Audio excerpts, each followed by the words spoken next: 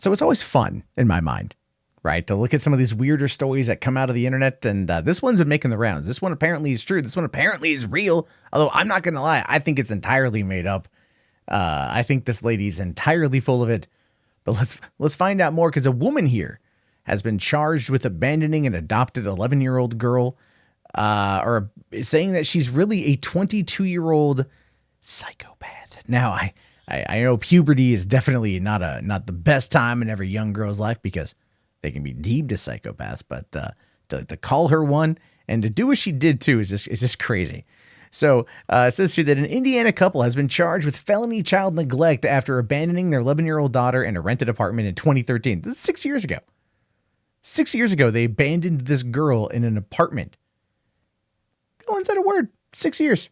But the parent insists the child was actually a 22-year-old woman. In 2010, Kristine Barnett and her now ex Michael adopted an 8-year-old from the Ukraine who had come to the United States 2 years earlier. Because the girl had lacked a birth certificate, the Barnetts visited multiple doctors to determine her age, which was determined to be between the ages of 8 and 10. This is what they say. So they got her in 2010. She was 8 years old. And they went to multiple doctors, and they're like, yeah, this girl, she's young, that her age is between 8 and 10. Now, the girl reportedly also had spondylopiphyseal, I mispronounced that, a bone growth disorder that manifests in dwarfism and abnormal skeletal development. So that's, clearly nothing to joke about. That's not a good thing. It's an unfortunate thing. But that's what they were saying. Now, Kristine here apparently is an author of a book called The Spark, which is a memoir about raising her son, Jake, a severely autistic boy who was thought to be incapable of speech or social interaction. Barnett tutored him at home and brought out his incredible gifts. Mental gifts. And Jake eventually enrolled at Purdue University at the age of 12. So she has a son, Jake, autistic, incapable of speech or social interaction. She comes in, she Helen Kellers this kid. And then a couple years later, he's so bright, he's so amazing, so gifted, that he enrolled in Purdue University at the age of 12. You're telling me Hollywood wasn't beating down that door for those book rights? Bop, bop, bop, bop. We want them, lady, give them up. Come on. Hollywood loves that kind of stuff, especially Christian movies. All she would have had to do is just sprinkle on, I believe in God, and she would have had $100 million movie in the Christian community, hands down.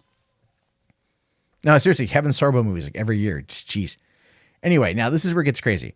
The situation with her daughter was less pleasant. Kristine told the news that the adoption was actually a scam and that the girl was a diagnosed psychopath and sociopath who subtracted more than a decade from her birthday and made a career out of perpetuating her age facade.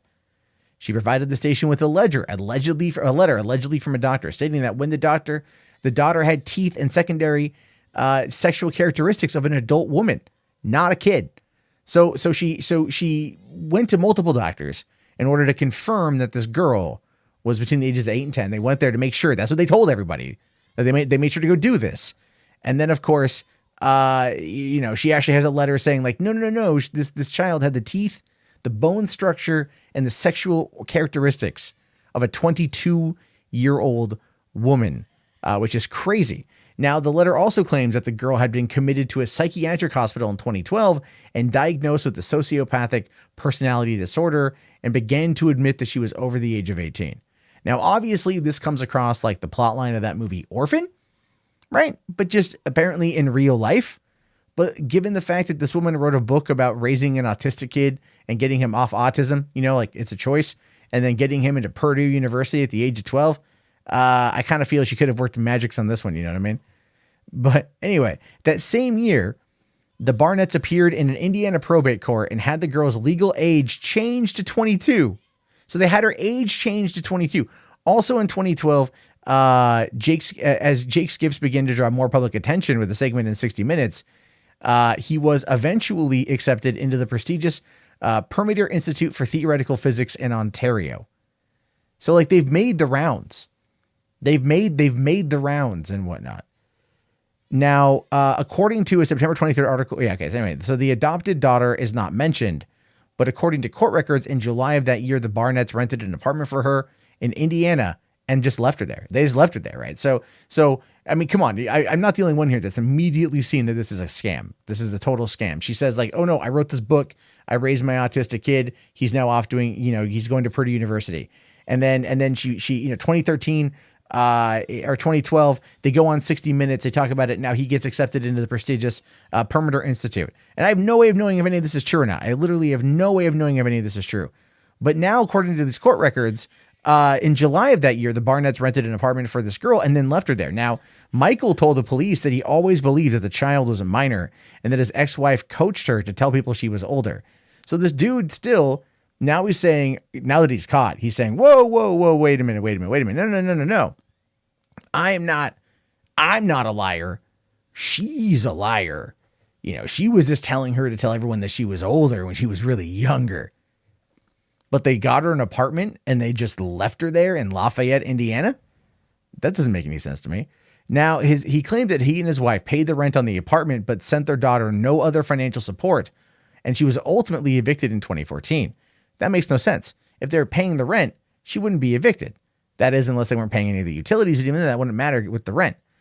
It was unknown what happened to her after that, but a source in law enforcement says that neighbors took her under her wing. So this girl apparently really exists. Like, the more I was reading the story before recording it, I kept thinking, does this girl actually exist? Or is this just some figment of someone's imagination? They're just making up the story as time goes on. No, it really does appear that this girl actually exists. But they don't know where she is currently. That's the other part of that too. It's the great Ukrainian dwarf child mystery. No one knows. Now, in March 2016, another couple petitioned to become legal guardians for the girl, causing the Barnetts to file an objection, which they withdrew 2 years later. The charges were filed on September 11th, but at a press time, neither had been taken into custody. So what the hell is happening here? Like, what the hell is happening? Now, this is the image of the girl that's floating around. I don't know how much of this is, I mean, she looks young. I mean, I don't know. She looks young to me. Like, she doesn't look 22. But then again, like, she's got clearly defined dimples, it looks like, and then a nice smile. So I don't know.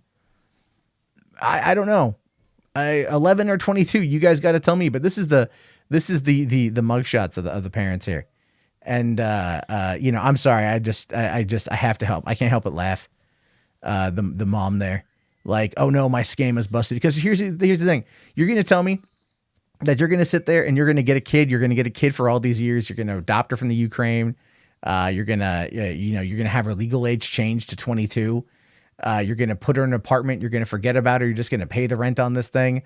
Obviously with money you've made from a book, selling the idea that you tutored your kid out of autism. And then you don't know where she went.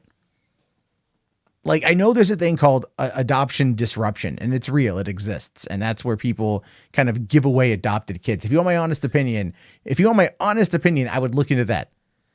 I would look into that about what happened to this girl. Did they just give her away to somebody else and then made it out to be that she's like this scam artist because no one's going to look into it because who has the records from the Ukraine? The Ukraine isn't a third world country, guys. They can actually figure this stuff out, I think. So this is a wild one. This is a crazy one, but it's the world we live in. And it's a weird one at that. But I leave it to you, your thoughts, your opinions. Let me know down in the comments below. Do you think this is real? This is fake? I want to hear it. If you made it this far into the video, go ahead and type orphan into the chat so I know. Also, leave a like.